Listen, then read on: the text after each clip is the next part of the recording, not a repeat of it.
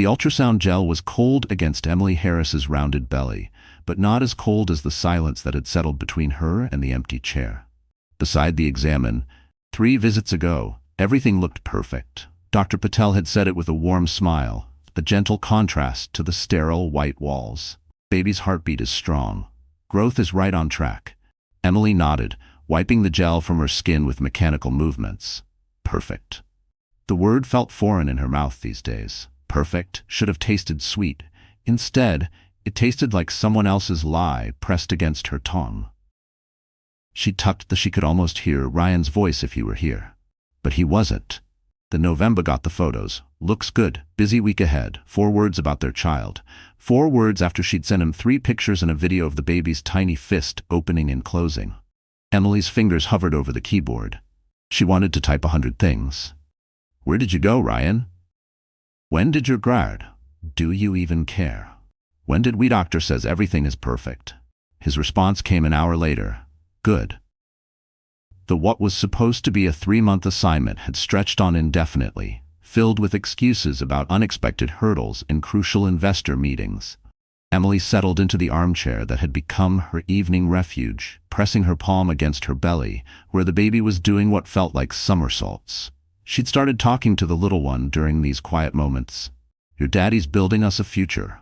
She whispered it, though the words felt rehearsed, empty. She wished she could believe them the way she once had, when love had felt solid, not brie. He's working. Her phone sat silent on the coffee table. Once upon a time, Ryan would call every night. Now their conversations had dwindled down to logistics and weather updates. She'd stopped calling first, tired of hearing the distracted tone in his voice, the way he'd say, while clearly reading emails. Emily opened her laptop and scrolled through his company's social media page.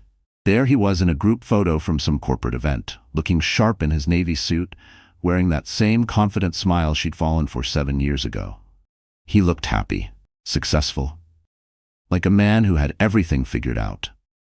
A man who seemed to have traded his wedding ring for quarterly reports and sleek hotel bars. She touched her belly again.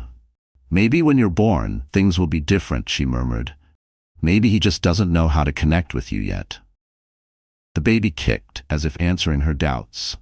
She pressed her palm tighter, craving connection with this tiny heartbeat, when the one who had promised to be her anchor felt so far away. That night, Emily dreamed of the early days of their marriage, lazy Sunday mornings in bed, Ryan tracing invisible patterns on her back while they talked about the future, how they'd spoken about having children, about the kind of parents they would be. He'd promised to be the father he never had. Present, involved, emotionally available. Back then she'd believed every word without question, believing love alone could rewrite old wounds. She woke at 4 a.m. with tears on her cheeks and a small, stubborn resolve forming like a flicker in her chest. Emily walked to the closet and pulled out the little suitcase she'd used on their honeymoon. If Ryan couldn't come home to them, maybe it was time she went to him. Maybe seeing her, seeing the baby growing inside her, would wake something in him. She began folding her maternity clothes, each piece an act of quiet faith. Each fold whispered, he'll remember the promises, he'll remember me. At the bottom of her jewelry box, she found the tiny pair of white baby shoes her mother had given her, the same ones Emily herself had worn as a newborn. She wrapped them gently in tissue paper, picturing the moment she would place them in Ryan's hands. The bus ticket cost more than she'd planned, but Emily bought it anyway. 36 hours from Boston to San Francisco. It wasn't romantic, but it was what she could afford without tapping into their savings and tipping Ryan off. As she printed the boarding pass, her hands trembled slightly, not from fear, but from something dangerously close to hope. Hope that maybe this time she wouldn't be the only one fighting for them. Maybe this was exactly what their marriage needed, a grand gesture, a reminder of what they were building together. Maybe Ryan was just buried in work and would soften the moment he saw her. Maybe everything would finally be perfect. The baby kicked again, and Emily smiled for the first time in weeks. We're going to surprise Daddy, she whispered to her belly. We're going to remind him how much he loves us. She had no way of knowing that some surprises cut both ways. The Greyhound station at 5 in the morning smelled like disinfectant and broken dreams. Emily clutched her small suitcase and tried not to think about the stares from other passengers as she maneuvered her pregnant body onto the bus. The driver, a weathered man with kind eyes, helped her find a seat near the front. "Long trip for someone in your condition," he said gently. "You sure about this?" Emily nodded, though her heart hammered against her ribs. "I'm going to see my husband." The words sounded more confident than she felt as Boston's skyline disappeared behind tinted windows. Emily pressed her palm against the cold glass and tried to picture Ryan's face when she knocked on his apartment door. Would he be shocked? Overwhelmed? Maybe he'd sweep her into his arms like he used to, back when surprises meant last-minute weekend getaways and flowers on ordinary Tuesdays. Her phone buzzed. A text from her sister. "Called last night, but went to voicemail. Everything okay?" Emily stared at the message. Natalie was the only family she had left, and they checked in every few days. Her sister would lose her mind if she knew about this impulsive trip. Natalie had never fully trusted Ryan, always said he was too guarded, too distant. "He treats you like a partner, not a wife," she'd said during their last argument about him. Emily deleted the message without replying. Mile after mile slipped by. The window scenery shifted from farmland to dry plains, plains to distant mountains. Other passengers slept or watched movies on their phones, but Emily couldn't close her eyes. Every bump in the road reminded her of the baby's gentle turns, the tiny life inside her that deserved two parents who actually wanted to be in the same room. At a rest stop in Nebraska, she bought crackers and ginger ale to settle her uneasy stomach. A young mother with a toddler smiled at her in line. "How far along?" the woman asked. 26 weeks, Emily answered. "Your first?" Emily nodded. "It's magical," the woman said, bouncing her squirming son on her hip. "Hard, but magical. Your husband must be so excited." "He is," Emily lied easily. "He's just working a lot right now, but he's excited." The woman's eyes softened with an understanding only another mother could have. "They all work too much at first. Mine didn't really connect until after the baby came. Now he's wrapped around our little guy's finger." Hope flickered in Emily's chest like a stubborn candle flame. Maybe that was it. Maybe Ryan just needed to hold their baby to really understand what they were creating together. Back on the bus, she pulled out the ultrasound photos and studied them under the overhead light.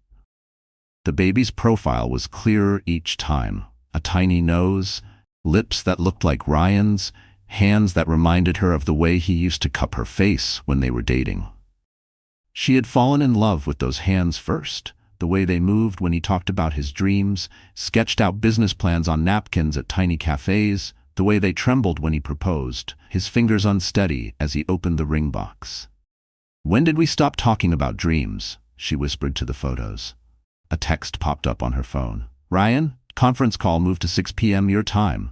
Might run late." She almost typed back that it didn't matter because she wasn't in Boston anymore. Instead, she wrote, "Okay, miss you." He didn't reply. The bus pulled into a station in Colorado just as the sunset painted the sky in streaks of pink and gold that reminded Emily of their honeymoon in Big Sur. They'd hiked for hours, talked about everything and nothing, made love under more stars than she'd ever seen. Ryan had whispered against her hair that he wanted to give her the whole world. Now it felt like he could barely give her 5 minutes of his attention.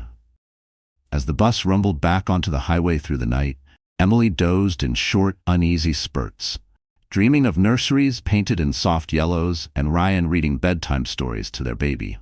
In her dreams, he looked at her the way he once did, like she was the most captivating person in any room. She woke to the bus pulling into Las Vegas at dawn, neon signs flickering weakly in the early light. Her back ached and her ankles were swollen, but San Francisco was only a few hours away. Emily opened her purse and touched the wrapped baby shoes one more time. Inside the tissue paper, she'd tucked a note she'd written during the endless stretch of night, "For our little miracle. I can't wait to be a family." Her phone showed 17 hours since Ryan's last message. 17 hours of silence that she told herself meant he was just busy, not detached. The bus driver's voice crackled over the intercom. "Next stop, San Francisco, folks. Final destination in 3 hours. 3 hours until she would see her husband's face. 3 hours until she would find out if this leap of faith would save her marriage or break what was left of it completely. Emily closed her eyes and felt the baby turn inside her, like it was bracing for whatever came next. "Almost there, little one," she murmured. "Daddy doesn't know it yet, but he's about to meet us both." The taxi driver kept glancing at Emily in the rearview mirror as they wound through the hills of Nob Hill. Her hands wouldn't stop trembling. She pressed them against her belly to steady herself. "You okay back there, lady? You look a little pale." "I'm fine," Emily managed, though her voice sounded strange to her own ears. "Just visiting someone I haven't seen in a while." The building was nothing like she'd expected. Ryan had described his temporary place as modest, but the sleek glass tower with its manicured entrance and uniformed doorman suggested otherwise. Everything about San Francisco gleamed with a polish that made Emily feel suddenly shabby in her travel-wrinkled maternity dress. She paid the driver with shaking fingers, tipping him more than she could afford because he'd helped her with the suitcase. The elevator ride to the 15th floor felt endless. Emily caught her reflection in the polished doors. Her hair was a mess from the long journey. Dark circles carved shadows under her eyes, and her pregnant silhouette felt awkward and heavy. She tried to smooth her hair, pinched her cheeks for a hint of color, and silently wished she'd thought to pack makeup in her carry-on. She hated how small she felt standing here, how she was about to beg with her eyes for what used to be freely given. Apartment 1507. The numbers gleamed gold against the dark wooden door. Emily raised her hand to knock, then paused. What if he wasn't home? What if he was in a meeting? A small part of her almost wished he wouldn't answer. It would buy her time to prepare, to piece together something to say besides the tangle of thoughts spinning in her mind.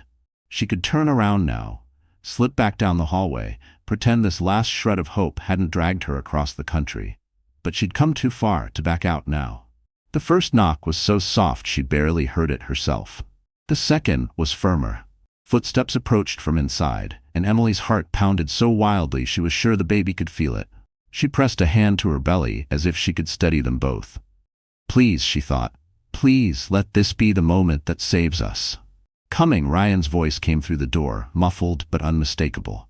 Just hearing him, real, right there instead of through a phone, hit her like a punch to the chest. This was really happening. In seconds, she'd see his face, feel his arms, believe that maybe everything could still be okay. She wanted to believe so badly she could taste it like iron on her tongue. The lock clicked. The door opened, and Emily's entire world lurched sideways. Ryan stood in the doorway wearing nothing but boxer briefs and a plain white t-shirt. His hair was rumpled, his face shifted from confusion to recognition to something like naked panic. Behind him, the apartment was dimly lit, but she could see enough. The glow of string lights, soft jazz drifting from a speaker, the faint smell of wine, and something she couldn't quite name. Something floral, intimate, not hers. "Emily." His voice cracked on her name. "Surprise," she breathed. The word dropped flat between them.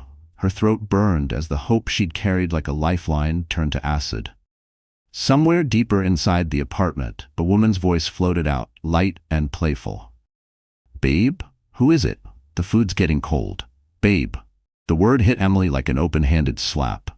She watched Ryan's expression crumble, watched him glance back over his shoulder toward the living room, then at her belly, then down at the small suitcase beside her feet. He started, then stopped. His mouth opened and closed like he couldn't remember how to speak. Then the woman appeared behind him, wearing one of Ryan's dress shirts and nothing else. She was younger than Emily, mid-20s maybe, with the effortless kind of beauty that comes from never worrying about stretch marks or 3 a.m. feedings. Her dark hair was tousled in a way that left no doubt why. Her skin glowed the way it does after expensive facials and weekends at luxury spas. "Oh," the woman said, her eyes flicking from Emily's exhausted face to the unmistakable curve of her belly. "Oh." Emily couldn't move, couldn't breathe. The hallway seemed to warp and bend around her like she was standing inside a funhouse mirror. The baby kicked hard against her ribs as if sensing her panic. It was the only thing keeping her from collapsing, the tiny proof that she was not alone, even now. "This isn't." Ryan stepped forward, hand reaching for her, but she recoiled like she'd been burned. Don't. The word came out stronger than she felt. Just don't. Her eyes locked on his outstretched hand, the same hand that used to cradle her face, now a stranger's limb she couldn't bear to touch.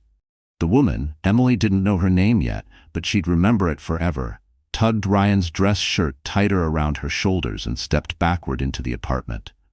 I should go, she murmured. No, Emily heard herself say, her voice disturbingly calm, almost clinical, while everything inside her was splintering. Don't leave on my account. I'm the one who doesn't belong here. She tasted metal at the back of her throat, an ache building behind her eyes, but her tone stayed flat, armor against the humiliation flooding her veins. Her fingers dug into the suitcase handle so hard it hurt. The baby shoes tucked inside her purse felt like they weighed 1,000 pounds now. The note she'd written, "I can't wait to be a family," mocked her like a punchline. How laughable it was. All her rehearsed words and soft hopes turned to ash on the threshold of his betrayal. Emily, please, just let me explain.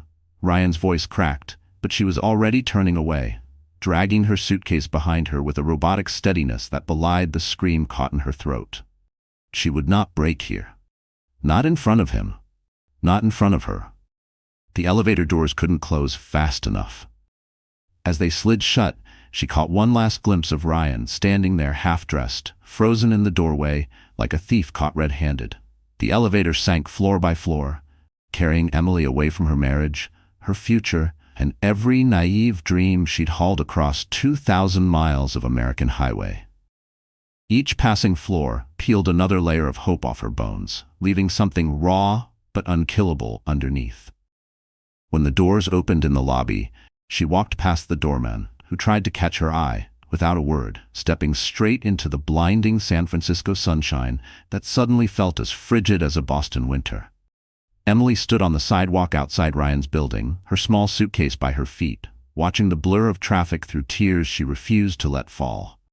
26 weeks pregnant, 2,000 miles from home, $87 in her wallet, and nowhere to go.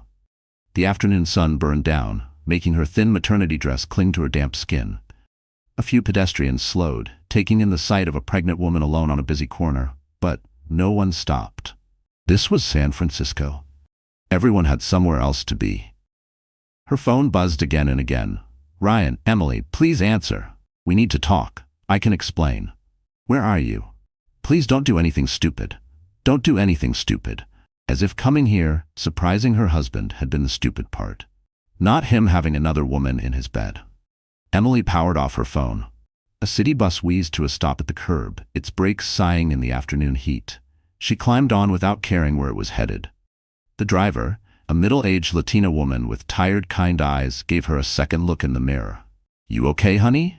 Need some help?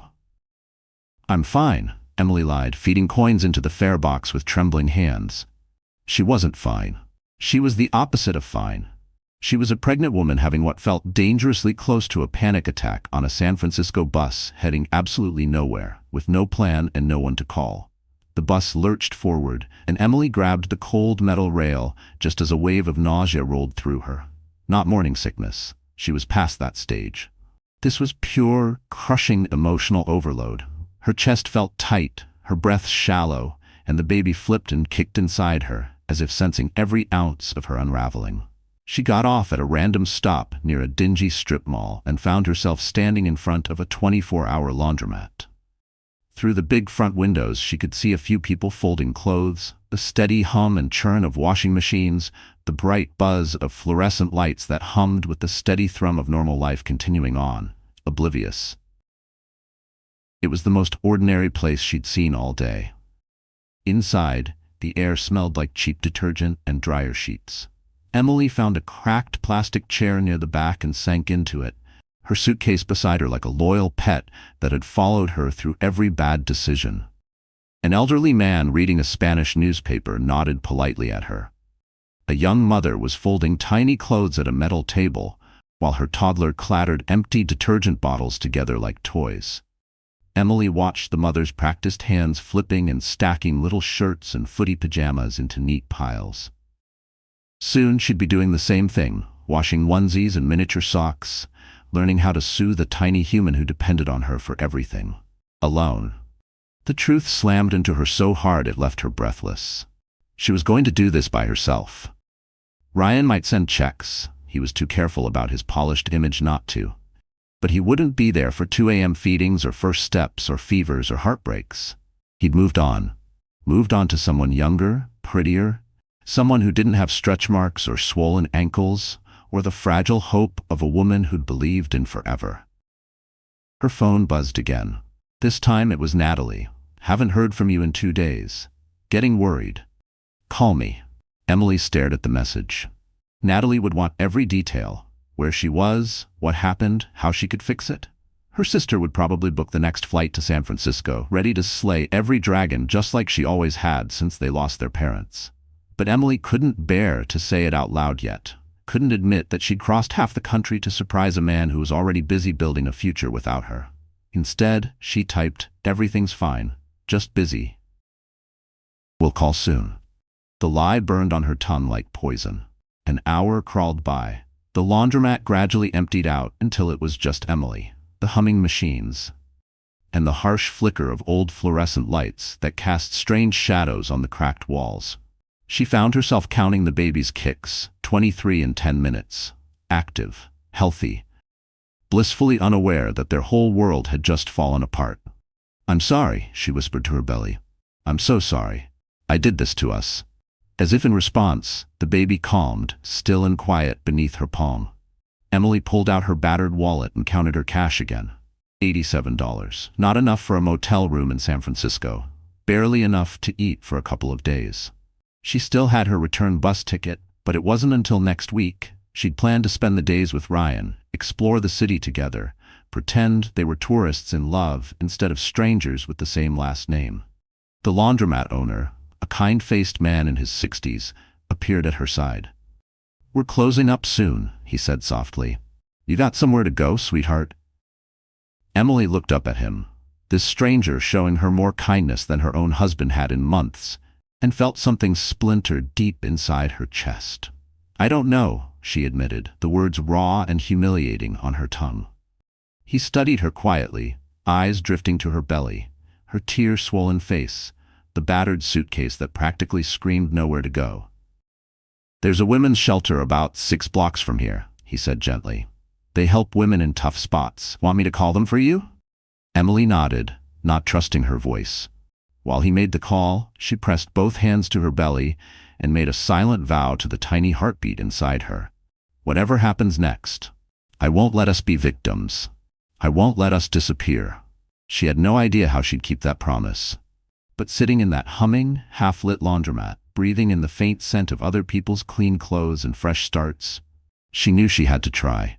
The Haven Women's Center was tucked inside a converted old motel on a quiet street lined with palms and chain-link fences. Emily sat in the intake office, hands protectively folded over her belly, forcing herself not to feel like a charity case as she answered the questions. "No history of domestic violence?" asked Mara Rivera, the intake coordinator. Late 40s, gray hair pulled into a no-nonsense ponytail, eyes that looked like they'd seen every kind of heartbreak more than once. "No, nothing like that." Emily's voice sounded small in the cramped little office. "My husband, he's not violent. He's just cheating." The word floated there, stale and ugly, making her crisis feel painfully ordinary. "Honey," Mara said evenly, tapping notes onto a clipboard. "Emotional abandonment can be just as damaging as a fist, sometimes worse, especially when you're carrying his baby. How far along?" 26 weeks. Mara made another note. "Any complications with the pregnancy?" Emily hesitated. "I've been having anxiety.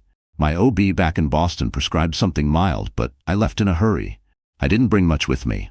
"We'll get you into our clinic tomorrow," Mara said calmly, as if rescuing lost, broken women was just Tuesday. She gave Emily a look that was part pity, part steel. "You're safe now. We'll figure the rest out. Dr. Patel comes in twice a week. She's wonderful with expectant mothers." Mara's voice was warm but professional, like she'd given this same comfort speech 1,000 times and still meant every word.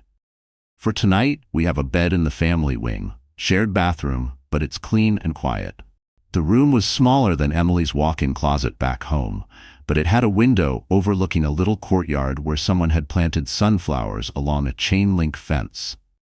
The single bed was neatly made with crisp white sheets, and there was a narrow dresser with a mirror that had once cracked and been patched back together with clear packing tape.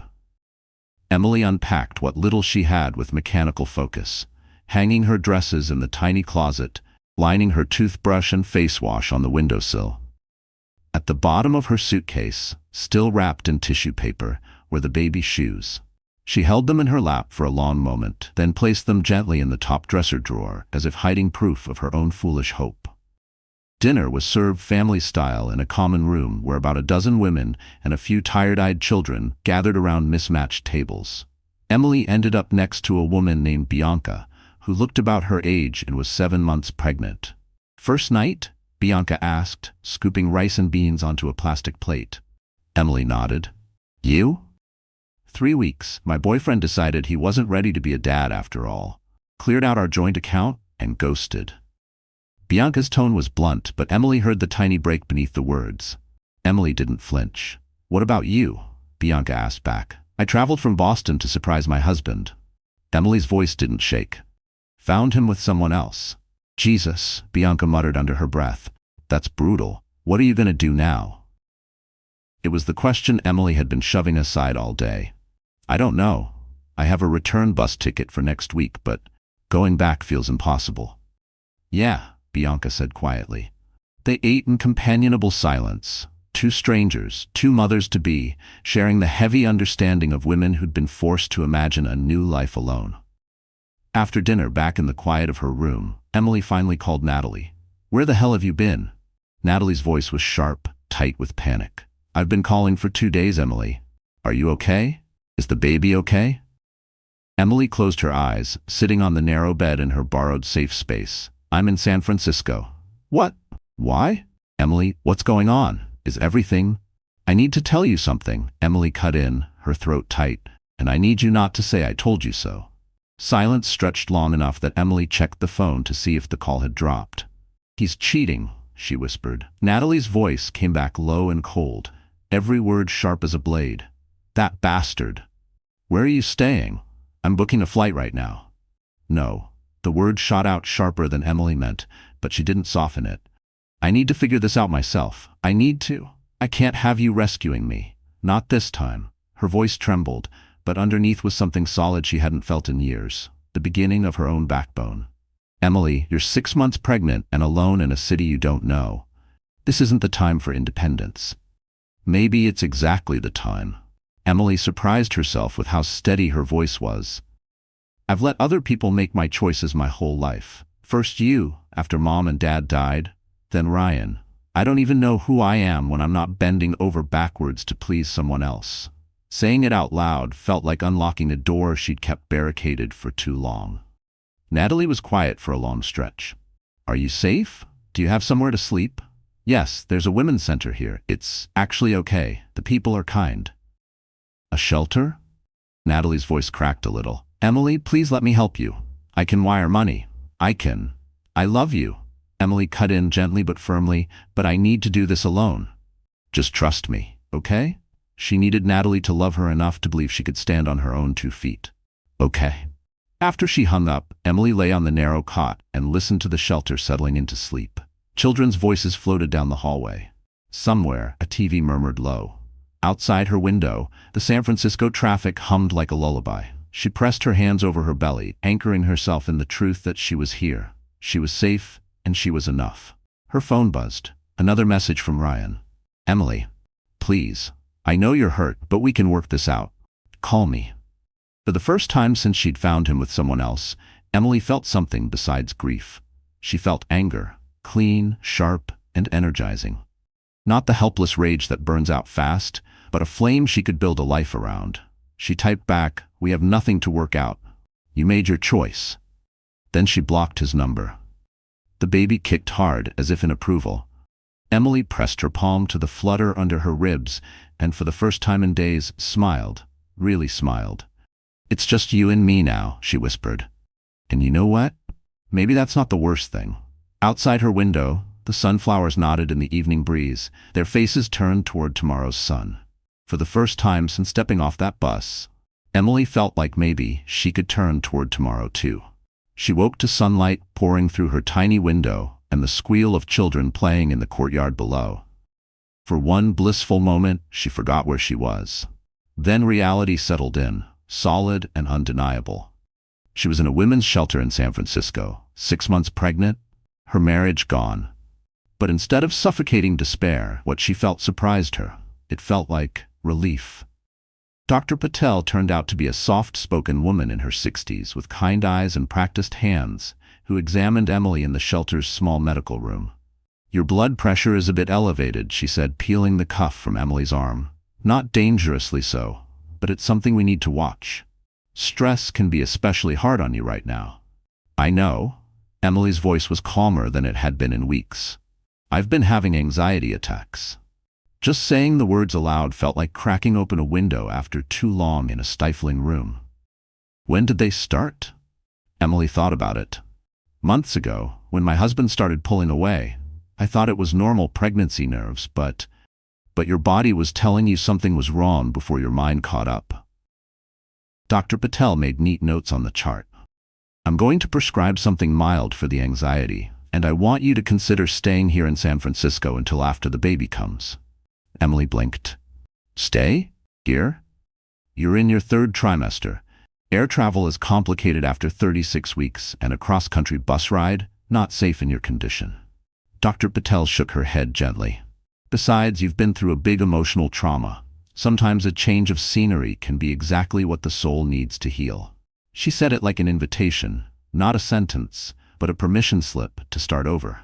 That afternoon, Emily sat in the shelter's sunlit common room, helping Bianca sort through bags of donated baby clothes.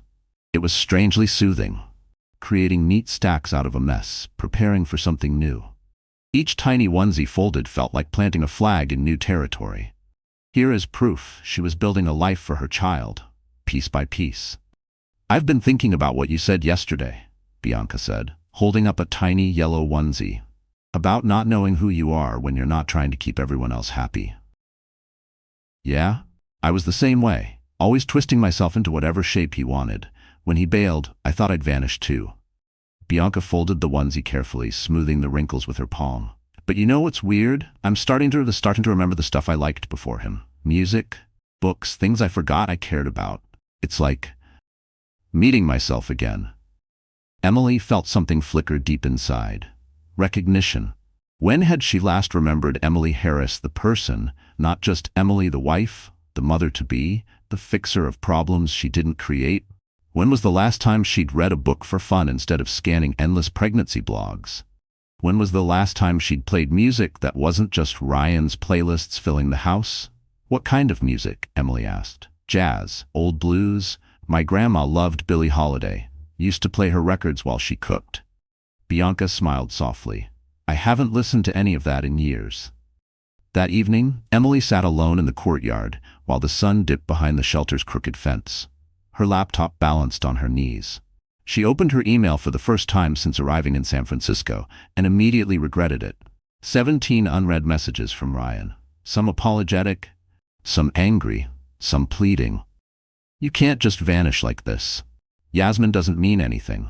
She's young and uncomplicated. I made a mistake, but we can fix this. We have too much history to throw away." Emily read every word like she was reading a language she'd once spoken but no longer understood. The Ryan in those emails was a stranger, selfish, manipulative, bargaining for her forgiveness like it was a contract he could renegotiate. It almost made her laugh how small he sounded now that she was no longer small herself. She deleted them all, then opened a blank document. "Ryan," she typed, her fingers steady. "I'm not coming back to Boston. I don't know where I'm going yet, but it won't be back to a marriage where I have to beg for scraps of your time and attention. You called Yasmin uncomplicated. I suppose that's what I was too, once. Simple, agreeable, willing to erase myself so you could have all the space you needed for your dreams. I'm having our baby here in San Francisco. You can be involved or not. That's up to you. But I'm done shrinking myself to fit into places I was never meant to be." Emily's finger hovered over the send button for a long moment. Once she sent this, there would be no pretending this was just a rough patch, no smoothing it over with half-hearted apologies and roses at the door. She hit send. 30 minutes later, her phone buzzed. Ryan's contact photo popped up on the screen. A picture from their honeymoon, him laughing at something she'd whispered on a beach in Maui. She let the call ring until voicemail picked up. Then she went into her contacts and edited his name, from My Love to just Ryan Harris. It seemed small, but it felt like slamming a door that needed to stay shut. Mara found her in the courtyard later that night, the sun dipping low and the breeze carrying the hush of a city winding down. "You look like a woman who just burned a bridge," Mara said, easing into the plastic chair next to her. "Is it that obvious?" Emily asked, her voice almost laughing. "Honey, I've seen that face 1,000 times.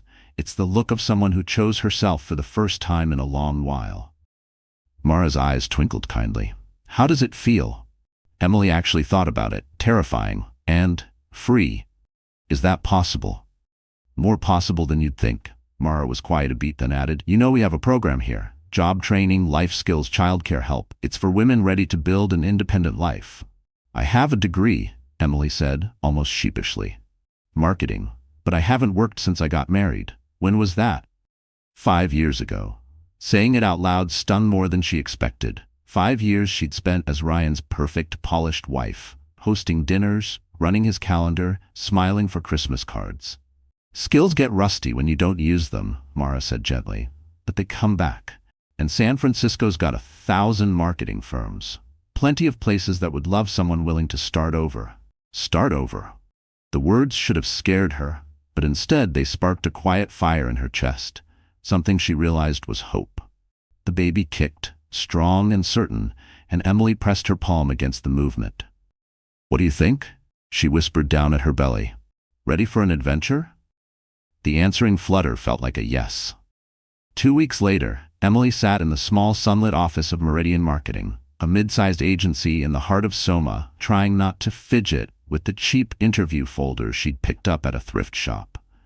At 28 weeks pregnant, she'd needed a new dress that could stretch over her belly but still looked sharp enough to say, "I can do this." "I'll be honest with you," said David Kim, the firm's creative director, studying her resume with a curious half-smile. "Yes, I know a gap in the workforce is significant, and with the baby coming, I understand your concern." Emily cut herself off, surprising even herself with how steady and clear her voice was.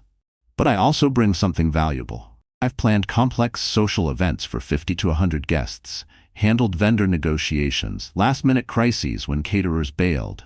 I might not have an office job on paper, but I spent 5 years marketing my husband's career." David Kim raised an eyebrow. "Your husband's career?" "Ex-husband," Emily corrected smoothly.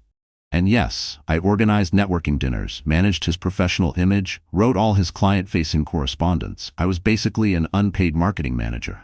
She leaned forward just enough to be heard. "Now I want to market something I actually believe in." Something flickered in David's eyes. Curiosity, maybe respect. "Well, we do have a part-time spot open, social media management for some of our restaurant clients. It's not glamorous and the pay's modest, but the hours are flexible. You could work mostly from home." Emily felt her heart leap up into her throat.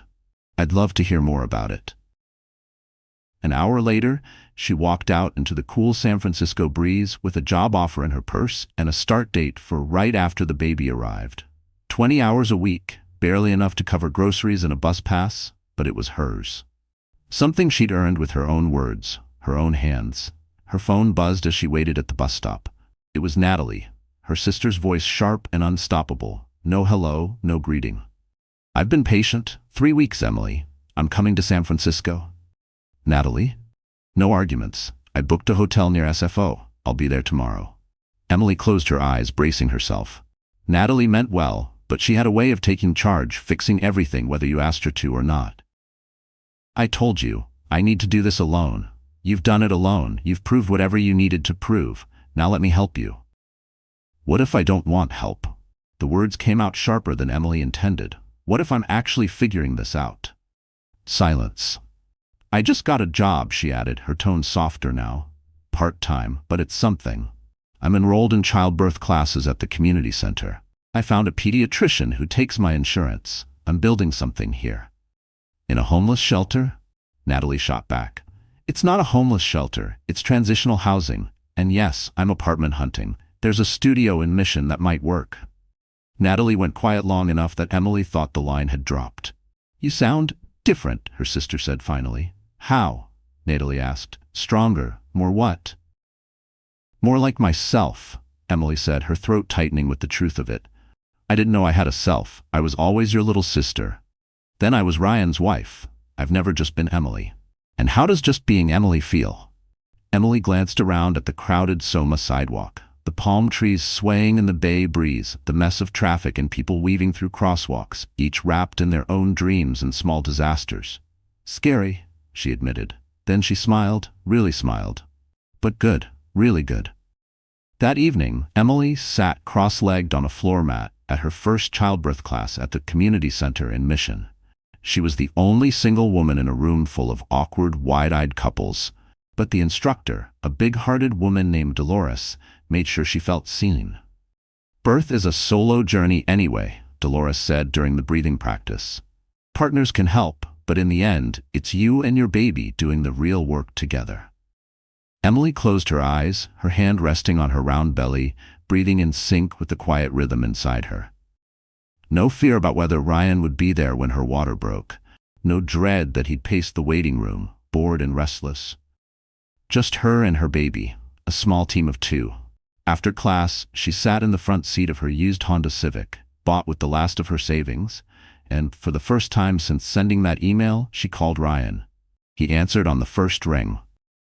"Emily, Jesus, I've been losing my mind. Are you okay? Is the baby?" "We're fine," she said, her voice level. "I'm calling because we need to talk about the baby. I'm due in 12 weeks. I need to know if you want to be involved." "Of course I want to be involved. Emily, I've been thinking about what you said. You were right. I lost my way, but we can fix this. We can." "There's no we to fix, Ryan. I'm not coming back to Boston. I'm staying in San Francisco." Silence stretched so long she thought maybe he'd hung up. "Then, you're staying? Like for good?" "Yes. Because of her? Because of Yasmin? Emily, she's gone. I ended it the day you left. She meant nothing. This isn't about her."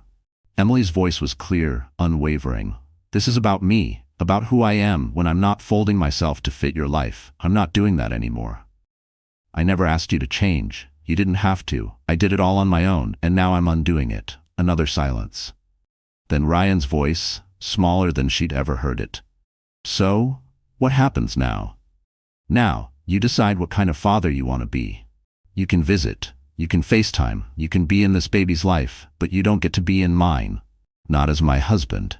She hung up before he could answer. Emily sat there a while, watching families trickle out of the community center. Couples hand in hand, laughing, bickering, carrying folded pamphlets about car seats and feeding schedules. 6 months ago, she would have pitied herself for being alone. Now she just felt ready. She would have mourned the picture-perfect family she'd spent years clinging to, the fantasy she'd built out of excuses and half-truths. Now she felt something else. Not sadness, but certainty. A quiet, solid sense that she was choosing her life instead of letting it be chosen for her. The grief had burned away, leaving only the raw truth. She didn't need illusions to be whole. The baby kicked, strong and playful, under her ribs. Emily smiled and pressed her palm to the spot. "Just us, kiddo," she whispered, "and maybe that's exactly how it's supposed to be." At 32 weeks pregnant, Emily was discovering that independence came with a price. The studio apartment in the Mission was barely 400 square feet. The kitchenette was just a battered hot plate and a mini fridge that hummed too loud at night, but it was hers. She'd signed the lease with trembling hands and her first month's paycheck from Meridian Marketing. Every rent check felt like a small flag planted in new soil. She could do hard things and do them alone. She was folding baby onesies into the dresser, the only piece of real furniture besides the mattress on the floor, when her phone buzzed. An unfamiliar Chicago number lit up the screen. "Emily? This is Yasmin." Emily's blood went cold. She sat down hard on the edge of her mattress. Even the stale air of the tiny apartment seemed to press in tighter, thick with ghosts of lies she hadn't wanted to see. How did you get this number? Ryan gave it to me. Yasmin's voice was softer than Emily expected, a shaky undertone that made her sound more frightened than cruel. I know I'm the last person you want to hear from, but I need to tell you something. Emily's hand moved instinctively to her belly. The baby squirmed like it could sense her pulse thundering. I can't imagine what we have to talk about. He's been lying to you, Yasmin said in a rush. About when it started with me. About a lot of things. I thought best that he'd chosen me, but I wasn't the only one. Emily stared at the peeling paint on her wall as the words sank in. She saw her entire marriage playing backward like an old film reel, each late night at the office suddenly sharper, uglier. Why would I believe you? Because I have proof. Photos, hotel receipts, messages, going back 3 years. He's been living a double life, triple, maybe. I'm done letting him lie to me too. You deserve to know the truth, all of it. The tiny apartment suddenly felt even smaller. Emily forced herself to breathe past the tightness in her chest. What do you want from me? Nothing, Yasmin whispered. I needed to say it. You deserve the truth. Goodbye, Emily. The line went dead. Emily sat in the quiet dusk, the only sound the distant city traffic and the rhythmic flutter of her baby's kicks. 3 years of betrayal. So many nights she'd worried it was her fault, that she wasn't enough. Now, she knew better. And instead of feeling shattered, she felt free. More free than she had felt in years, as if the weight of pretending had finally slid off her shoulders. Her phone buzzed again. A text from Natalie, landed at SFO. Can't wait to see you. An hour later, Natalie stood in the doorway of Emily's little studio, her suitcase at her feet, taking in the single bed, the thrifted dresser, the half-unpacked baby clothes. Her eyes filled with tears she didn't bother to hide. "Oh, Em," Natalie whispered. "Look at you." Emily smiled, wider than she had in a long time. "Look at me." Natalie's expression cycled through shock, concern, and a flicker of barely contained outrage as she stepped fully into the tiny studio. She took in the mattress on the floor, the mismatched dresser, the battered card table Emily had turned into a desk. It wasn't the life she'd ever pictured for her baby sister, but it was real, and so was Emily's calm in the middle of it. "This is where you're living?" Natalie asked, her voice pitched somewhere between disbelief and heartbreak. "It's temporary," Emily said calmly, "and it's mine." She heard how proud that sounded, and she let herself feel proud too. Natalie set her overnight bag down gently, like she half expected the floor to give way. "Em, sweetheart, you don't have to live like this. I can help you find something better." "I can." "Stop." Emily's tone was clear as glass. "I know you mean well, but I need you to stop trying to save me." She softened her voice but didn't waver. This line was hers to draw, finally. "You're 8 months pregnant and living in what's basically a closet." "I'm 32 weeks pregnant," Emily corrected. "Living within my means, building a career, and starting a new life, on my terms." She moved to the single window that overlooked the street below, all neon lights and restless city noise. "Want to know what happened today?" Natalie just nodded, hands fidgeting, clearly fighting the urge to start tidying up Emily's whole life. "Yasmin called me. Turns out Ryan's been cheating for years. Multiple women, our whole marriage? A lie." Emily turned back, her voice strong. "And you know how I felt when she told me? Relief, because my gut always knew. It's like the final piece clicked into place. The truth didn't hurt anymore. It fit, and she could breathe around it." Natalie's fury faded, replaced by something softer. She stepped closer but didn't reach out yet. "Oh, Em? I'm not the same woman who left Boston 3 months ago. That woman would have shattered into pieces over this. She'd have blamed herself, tried to figure out how to win him back." Emily sat on the edge of her mattress. "This woman, me now, knows his choices say nothing about my worth." She spoke it for herself as much as for her sister, the vow stitched firm into her bones. Natalie sat beside her. The bed frame groaned under their weight, but neither moved. "When did you get so wise?" Natalie murmured. "When I had to," Emily said simply. "When I stopped waiting for someone else to make my life make sense." They sat together in the quiet glow of the setting sun, the walls of the tiny studio painted gold and soft by the last light of day. "I still think you should let me help," Natalie said after a long silence. "You can help by believing in me, by trusting that I know what I'm doing, even when it looks like chaos from the outside." Natalie nodded slowly, tears brimming but not falling. It's hard, watching your little sister struggle when you do anything to make it easier. If you make it easier, Emily said gently, I never learn how strong I really am. I can do hard things myself. She pressed her palm to her belly as the baby shifted under her hand, a solid reminder that she wasn't doing any of it alone. This little one is going to need a mother who knows she can handle whatever life throws at her. That evening, Emily and Natalie walked 3 blocks to a busy taco truck parked under a string of twinkling bulbs. It was Natalie's first time eating street food. She held her fish taco with the cautious suspicion of someone used to white tablecloths and wine pairings. This is actually good, Natalie admitted, wiping salsa from her lip. San Francisco has amazing food, and it's affordable if you know where to look, Emily said, grinning. I've learned to cook on a hot plate, made friends with my neighbors, figured out the bus routes. I'm becoming someone I actually like. And when the baby comes, diapers, daycare, doctor bills, I'll figure it out. I have state insurance. There's a subsidized daycare near my office. Will it be tight? Yeah, but will it be worth it knowing I did it myself? Absolutely. Natalie studied her sister's face in the warm halo of light strung around the truck's patio. You really are different. Stronger. I had to be. The alternative was disappearing completely. On the walk back to the studio, Emily felt the baby shift low in her belly. Dr. Patel had told her it meant the baby was likely settling into position, head down, ready to meet the world, ready to meet a mother who finally knew who she was. Nat? Emily said as they climbed the narrow stairs to her second-floor walk-up. Yeah, thank you for showing up and for letting me do this my way. Natalie looped her arm gently around her sister's shoulders, mindful of the bump between them. I'm proud of you. Scared out of my mind, but so damn proud. Emily hugged her back. And for the first time in her adult life, she felt it deep in her bones. Pride, not in someone else, but in herself. At 36 weeks pregnant, Emily was folding tiny onesies into a dresser drawer when someone knocked on her door. She checked the peephole, and her heart clenched tight. Ryan stood in the hallway, holding a bouquet of white roses, wearing the same practiced smile that had once convinced her to forgive 1,000 smaller betrayals. She opened the door but didn't step back to invite him in. How did you find me?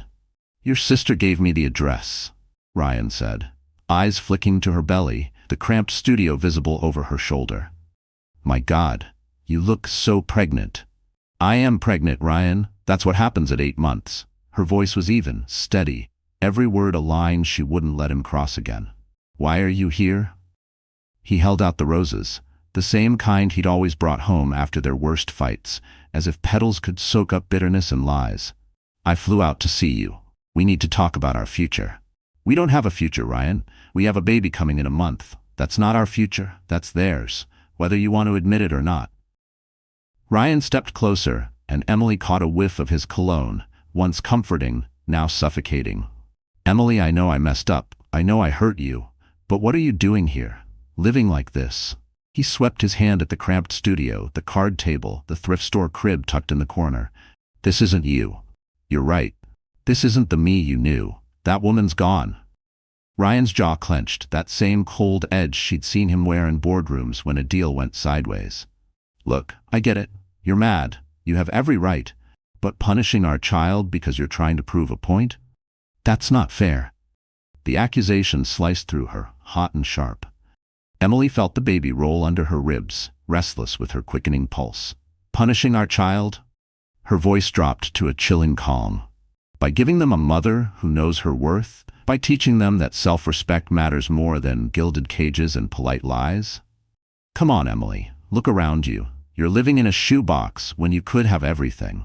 The house in Cambridge, the country club, the best private schools. I had this done for you. He pulled out his phone, flipping it toward her. A slideshow of photos, a perfectly staged nursery in soft neutrals, plush rugs, a crib that probably cost more than 3 months' rent in the Mission. I hired the best designer in Boston. Only the best for you and the baby. Emily stared at the images. Flawless, sterile, empty. You had someone else decorate our baby's nursery. Without asking me. Just like you decided everything else without asking me. Just like you decided about them without asking me. Ryan's color drained. What are you talking about? Yasmin called me. And she told me the truth. 3 years, Ryan, multiple women. Our marriage, our entire life was theater. And I was the fool who thought it was real. For a moment, Ryan looked like he might break. Then his eyes hardened into something sharp, mean, familiar. So what if there were others? You think that makes you special? You think living like this makes you a hero? Emily laughed then, low and steady. No bitterness, just the clarity of someone finally seeing him for exactly who he was. You want to know what makes me special? She said, her voice quiet but stronger than he'd ever heard it. Her hand settled protectively over her belly. Watch me. I choose myself now. I choose integrity over comfort. I choose to raise our child to know that love means showing up, not just signing checks and pretending that's enough. Her voice didn't shake. It cut. She wanted him to feel every truth he'd taught her by betraying her. You're being ridiculous, emotional. This is exactly why I needed outlets. You've always been too much, Emily. Too needy, too sensitive. Ryan's voice was climbing, drawing curious glances from the neighbors coming up the hallway. She didn't care. Let them hear. Let the whole building know what he really was. I was trying to protect you from reality. Marriage isn't some fairy tale. You're right, it's not a fairy tale, Emily said, tears brimming but her voice iron steady. It's two people choosing each other every day, working through the hard parts together, building something real. She pointed at him with a calm finality that made him flinch. You chose other women. You chose lies. You chose everything but me. And in choosing all that, he'd lost the one thing that wouldn't lie back to him. Her loyalty. Ryan threw out his arms, gesturing at her cramped studio. The worn carpet, the thrifted crib, the plain clothes hanging on an open rack. And look where choosing yourself has gotten you. This is what your precious independence looks like. This is what you wanted. Emily looked around, the second-hand rocking chair waiting by the window, the handmade felt mobile she'd stitched above the crib, the tiny closet full of onesies folded by her own hands. She took a breath. Yes, she said simply. This is exactly what I wanted. A life that's mine. Every thread, every corner scrubbed with her own hands. It wasn't much, but it was honest, and it was hers. Ryan stared at her like she'd just spoken another language. You're gonna regret this. When you're broke, when you're up at 3 a.m. with a baby screaming in your ear, when you're alone, you'll regret throwing away everything we built. We didn't build anything, Ryan. You built a career. I built a fantasy. Emily stepped closer to the door and opened it wider. An invitation and a dismissal all at once. But I'm building something real now. Something that won't crumble the second life stops being convenient. Her heartbeat thundered with it. The truth he couldn't bulldoze this time. What about me? What about my rights as a father? Ryan demanded, his voice cracking under the weight of losing control. For the first time, Emily smiled, not warm, but calm and sharp as glass. You'll have exactly the rights you gave me as a wife. You can visit on my terms. You can call when it works for me. You can love our child from a distance, while I do the real work of raising them. She lowered her voice to a quiet blade. How does that feel, Ryan? How does it feel to be the secondary parent? His face twisted through disbelief, anger, something close to fear. You can't do this. I'll fight you in court. With what evidence? Emily cut in, a laugh slipping out. Cold, certain. Go ahead. Explain to a judge why a woman leaving her cheating husband to build a safe, honest life for her baby is unfit. Please. She dared him with her eyes. Let him drown in the mess he made. She would not sink with him. Ryan's mouth opened. Closed. He looked at her belly one last time, then turned, defeated in every way that mattered, and walked down the hall without another word. Emily closed the door behind him, pressing her hand to the swell of her belly. The baby fluttered, strong and sure under her palm. It's just us now, little one, she whispered, and we're going to be just fine. The baby kicked hard against her ribs as if applauding. Ryan stood in the doorway for a long moment, the roses hanging limp and forgotten in his hand. When he spoke again, his voice was smaller, stripped of all the charm he'd wielded for so long. All his polished lines and practiced excuses shriveled in the wake of her quiet refusal. I never meant for it to happen this way. I know, Emily said, and she did know. But she also knew something else now. Intentions don't matter anymore. Only choices, and I'm choosing us. Me and this baby, over everything else. The words anchored her, a final knot tying shut every door she'd once left cracked open for him. When he was gone, Emily sat in her second-hand rocking chair by the window and felt the baby settle into calm, steady rolls under her palm. Outside, San Francisco pulsed and buzzed. Millions of strangers building dreams, falling down, starting over, choosing themselves, every single day. And for the first time, she felt like she belonged among them. She whispered into the dusk, "Just a few more weeks, little one. And then we'll really begin." 3 weeks later, Emily went into labor in the middle of a pitch meeting at Meridian Marketing. She was halfway through explaining a local restaurant's new social media plan when a deep, unmistakable contraction rippled through her. Different from the practiced twinges she'd been ignoring for days. "I think," she said calmly to David Kim and the stunned restaurant owners, "we're going to have to reschedule this meeting." David didn't ask questions. He just grabbed the car keys, helped her to the elevator, and called Mara from the shelter to meet them at the hospital. Emily sat in the passenger seat of his old sedan, breathing through each wave, feeling strangely clear-headed. No frantic texts to a husband who might not answer. No dread about anyone else's timeline or comfort. Just her, her baby, and the primal rhythm of birth moving through her body like a promise. A promise that this time, no one else's choices could take this from her. "You sure you don't want to call anyone else?" David asked gently as he eased the car into the parking garage at UCSF. "Family? The father?" Emily smiled between contractions. "I've got everything I need." And she meant it. Labor was long. 14 hours of raw work that felt like a prayer and an awakening all at once. Mara stayed by her side, holding ice chips to her lips and whispering reminders that she was stronger than the pain. Bianca sent encouraging texts from the shelter, where she was now helping other women claim fresh starts of their own.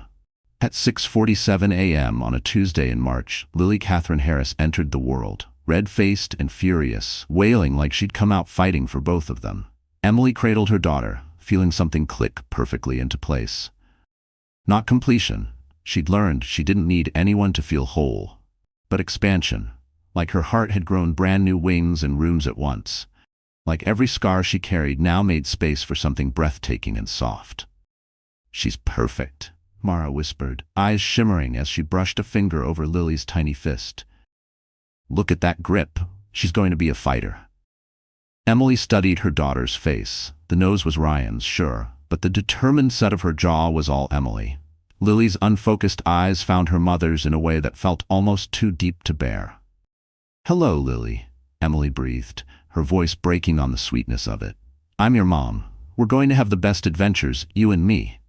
Natalie showed up that afternoon, arms full of practical gifts, diapers, extra formula just in case, and a car seat that actually fit in the back of Emily's battered Civic. She didn't fuss or lecture. She just kissed her sister's forehead, then bent low to whisper to her new niece, "You have no idea how strong your mama is. But you will." She held Lily with the reverence of someone cradling spun glass, tears slipping down her cheeks unchecked. "She's so small," Natalie whispered, brushing a finger over the newborn's downy head. "How do they trust us with something this small? They don't give us a choice." Emily laughed, weary, raw, but brimming with a brightness that had nothing to do with sleep. "We just figure it out as we go." "Have you heard from him?" Emily shook her head. She'd sent Ryan one text when Lily was born. A single photo and the basics. "Lily Catherine Harris, 7 pounds 2 ounces, healthy. We're both fine." He'd replied hours later with, "Beautiful. Congratulations." Nothing more. "His loss," Natalie said fiercely, adjusting Lily's tiny knitted hat with a gentleness that made Emily's throat tighten. "This little girl is going to grow up knowing exactly how wanted she is." 3 days later, Emily carried Lily up the narrow stairs to her little mission studio. The space that once felt too cramped now felt cozy, almost sacred. Walls painted gold by the morning sun streaming through the single window. She'd found a second-hand crib that fit perfectly beside her bed. The first weeks blurred together in a haze of midnight feedings, bleary-eyed diaper changes, and that soft, fierce tenderness that comes when you're someone's whole world. Emily discovered she was good at it. Not perfect, but present, intuitive. When Lily wailed at 3 in the morning, Emily didn't flinch. She simply got up, gathered her daughter in her arms, and did what needed to be done. Meridian Marketing had kept her position open, letting her work from home between naps and bottles. Her campaigns grew sharper, more creative, maybe because she was finally living truthfully herself. There was no more pretending, no more shrinking to fit someone else's mold. One quiet evening, when Lily was 6 weeks old, Emily sat rocking her baby by the window, scrolling absently through her phone. A Facebook notification popped up. Ryan Harris updated his relationship status to single. She scrolled past the polite comments. No sign of Yasmin or any other woman left in the wake of his lies. Apparently, that chapter hadn't survived its own shaky foundation either. Emily felt nothing. No bitterness. No secret thrill. No curiosity. Ryan had become irrelevant, just a footnote in the story she was writing now, on her own terms. Lily finished nursing and blinked up at her, wide-eyed and solemn, as if she understood every secret her mother kept. Emily smiled down at that tiny face, half her past, half her future, and marveled at the impossible, boundless love swelling in her chest. "Want to know a secret?" she whispered against Lily's forehead. "I used to think I needed someone to save me, but turns out—" She paused, brushing a thumb across her daughter's soft cheek. "I was the hero all along. And you, little one? You're going to be the hero of your story, too." A soft knock at the door pulled her back to the room. Emily opened it to find Mrs. Chen from next door, balancing a plate of homemade dumplings and wearing the shy, hopeful smile of someone extending a hand. "For new mama," Mrs. Chen said in careful English. "Baby needs strong mama." Emily took the plate, warmth filling every corner of her tired heart. She looked past Mrs. Chen, at the hallway she used to pass through, feeling so small, and back at Lily, blinking at the new world around her. "Thank you," Emily said, voice steady, grateful for every bit of goodness, for the neighbors who had become family by choice, for her daughter's sleepy sigh, for the life she'd built with her own 2 hands. And when she closed the door behind her, she whispered into the quiet, "We're okay, baby girl. We're better than okay. We're ours." This was what she'd built in San Francisco. Not the polished, picture-perfect life she'd once dreamed of, but something real. Something earned. That night, after Lily finally drifted off in her second-hand crib, Emily sat at her card table desk, opened her battered laptop, and stared at a blank screen. She'd been thinking about starting a blog, something for women like her. Women rebuilding, reclaiming, choosing themselves. She titled her first post, "The Distance Between Who You Were and Who You're Becoming." And she began to write. "I used to measure my worth by how easily I could vanish into someone else's idea of who I should be. A daughter, a wife, a quiet supporting character in someone else's spotlight. Then one day I packed a bag, traveled 2,000 miles, and discovered the truth. The person I was trying so hard to please had built a life that never really had room for me." Outside her window, San Francisco hummed and sparkled, millions of people reinventing themselves every single day. Emily was one of them now. A woman who'd learned the most radical thing she could do was to be fully, stubbornly, unapologetically herself.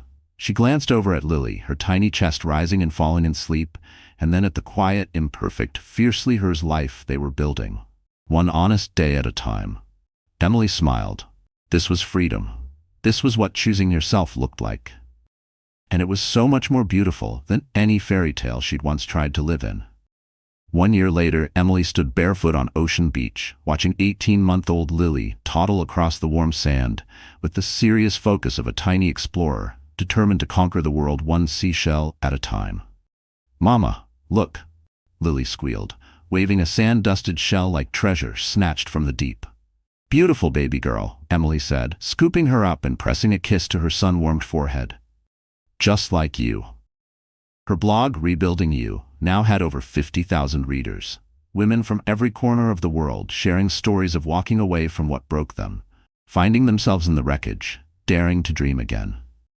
What had started as therapy in a borrowed rocking chair had grown into a community, a movement, a collective of women who refused to disappear into someone else's plans ever again. Meridian Marketing had offered her a full-time position after her creative campaigns helped 3 local restaurants expand to new neighborhoods. She'd turned it down, politely, gratefully, because she liked freelancing, liked choosing her own clients, liked building something with her name on it. The money was steady now, growing bit by bit, all hers. Earned by her own voice, her own talent. Natalie still visited once a month, not to rescue or fix her anymore, but to marvel at the bright, quiet empire her little sister was building with a toddler on her hip and a laptop balanced on her kitchen table. Emily bent down beside Lily, showing her how to bury the shell, then dig it up again. Proof that what we lose can be found if we know where to look. The sun dipped toward the ocean, the water sparkling like a promise too big to hold in your hands. Emily smiled at her daughter, her future, her brave beginning. This, she thought, brushing sand from Lily's hair. This is what freedom looks like. This is what loving yourself feels like. And it was more beautiful than any fantasy she'd ever dared to believe. You know, Natalie had said during her last visit, standing in Emily's little kitchen, Lily balanced on her hip, I used to think I was protecting you. Turns out you were just waiting for the right moment to protect yourself. Now, on the wide stretch of ocean beach, Lily stumbled in the sand, tiny fists landing before her nose could hit the ground. She looked up at Emily with a grin that was half mischief, half pure, unstoppable grit. That's my girl, Emily murmured, pride warm in her chest. Always getting back up. Ryan sent child support checks every month, plus a birthday card at Christmas and again on Lily's birthday. He'd asked for video calls, and Emily allowed it. Because Lily deserved to know she had a father, even if he was more a name on a screen than a presence at bedtime. Lily always waved politely at the familiar stranger, with her same nose and chin. But when she squealed "Daddy," it was at David tossing her in the air after meetings, at Mara pulling her onto her lap at community center events, at Natalie teaching her how to color it inside the lines. Her real attachment was to the people who showed up. Yasmin had reached out one last time, 6 months after Lily was born, to say she'd started therapy and to apologize for her part in unraveling Emily's marriage. Emily had accepted the apology, but declined to stay in touch. She bore no anger toward the young woman who'd been spun in the same web, but she felt no need to keep any thread tied to that old story. The sun dipped low, staining the sky pink and gold, the color of forgiveness and hope all tangled up together. Emily scooped Lily into her arms, burying her nose in the scent of baby shampoo and salty air. Ready to go home, little love? Lily nodded, her eyelids heavy, cheeks warm and sandy from adventure. On the walk back to the parking lot, Emily caught her reflection in a storefront window. A woman in her 30s with a toddler, balanced on one hip, jeans worn soft, a thrifted sweater that cost less than a single pair of earrings from her old life but fit her perfectly. Her hair was shorter now, cut for ease instead of show. Her face was bare, but lit from inside with a peace that couldn't be bought or faked. She looked like herself, fully, completely, unapologetically herself. In the car, Lily snored softly in her car seat as Emily merged into the pulsing flow of San Francisco traffic. She thought about the woman she'd been 2 years ago, trembling on a Greyhound bus out of Boston, pregnant, and grasping at a fairy tale already crumbling behind her. That woman had been so terrified of being alone that she'd nearly erased herself, trying to keep someone who never planned to stay. This woman, the one driving west through a city she'd claimed for herself, with her daughter safe and dreaming behind her, knew better now. She knew that alone and lonely were never the same thing. She was alone, yes, but never lonely. She was surrounded by love she'd chosen, respect she'd earned, and a future she was writing day by imperfect day. And for the first time in her life, she knew she didn't need to be anyone else's miracle. She was her own. She was building it. This life, this truth, one deliberate choice at a time. Each choice a stone in the foundation no one could tear down this time. At a red light on the winding road home, Emily's phone buzzed with a new message notification. A comment from a reader of Rebuilding You. Thank you for showing me that leaving isn't giving up, it's growing up. I started my new life today because of your words. Emily smiled and typed back. The hardest part is the first step. Everything after that is just putting one foot in front of the other. You've got this. And she meant every word. Because that was the deepest truth she'd learned in the fragile space between who she used to be and who she'd become. Courage wasn't the absence of fear. It was the choice to keep moving forward anyway. To choose yourself, even when it felt impossible. to believe you deserved better, even when everyone else said you were asking for too much. It was the quiet revolution of a woman deciding she would not vanish for anyone ever again. The light turned green. Emily drove on toward home, a snug two-bedroom she and Lily had moved into 6 months ago, with a real kitchen she cooked real meals in, and a tiny garden where Lily was learning to water tomato plants with more splash than skill. Not the mansion in Cambridge she once thought she wanted, but something priceless, a space that was fully theirs, overflowing with laughter, bedtime messes, and the beautiful chaos of an honest life. A place where truth didn't hide behind closed doors, and love was earned daily in sticky kisses and sleepy giggles. That night, she tucked Lily into her little bed, brushing a kiss across her daughter's damp forehead, and she whispered the same words she'd said every night since the moment Lily arrived in her arms. "You are loved. You are wanted. You are enough. Exactly as you are." And for the first time, Emily knew she was saying it to herself too. No more apologies. No more shrinking. She was exactly enough, just like this. Sometimes the greatest love story isn't about finding the right person, it's about finding yourself. Sometimes the most radical thing a woman can do is simply refuse to disappear. Emily Harris had traveled 2,000 miles trying to save a marriage, and ended up saving herself instead. In losing everything she thought she needed, she found everything she truly did: her voice, her power, and the unshakable truth that she alone was the author of her story. The question that remains is this: when life asks you to choose between comfort and authenticity, security and self-respect, who others expect you to be and who you know you really are, what will you choose? Would you have the courage to pack your own suitcase, to walk away from everything safe and familiar, and bet everything on yourself? So the story is over. And my wonderful friends, are you still here with me at this hour? If you are, then I know deep down something in Emily's journey must have touched your heart, just as it touched mine while sharing it with you. What lesson does Emily's story whisper to us? It reminds us that sometimes the bravest thing we'll ever do is to walk away from what we thought we needed, to choose ourselves, even when it means standing alone for a while. As the poet Rumi said, "The wound is the place where the light enters you." Emily's heartbreak became the crack that let her own light flood through. Life won't always hand us picture-perfect endings, but it will always offer us the raw materials to build something real, something honest, something wholly ours. Like Emily, we can discover that being alone does not mean being empty. It can mean being free. It can mean being whole on our own terms. So if tonight you find yourself at a crossroads, maybe afraid to leave a job, a love, a version of yourself that no longer fits, I hope you'll remember her story. And I hope you'll remember this: choosing yourself is never selfish. It's sacred. If her journey gave you even a flicker of courage, promise me you'll carry that forward. Tell me your thoughts in the comments. I truly read them all because we are building this safe corner of the internet together. Like this video if it stirred something in you. Share it with a friend who might need this reminder tonight. And please, don't forget to subscribe so you don't miss the next story we breathe life into together. Wherever you are, I hope you know this: you are loved, you are wanted, you are enough, exactly as you are. And maybe, just maybe, your next brave step is waiting for you right outside your comfort zone. Thank you for spending this time with me. Take a deep breath, keep choosing yourself, and I'll see you in the next story.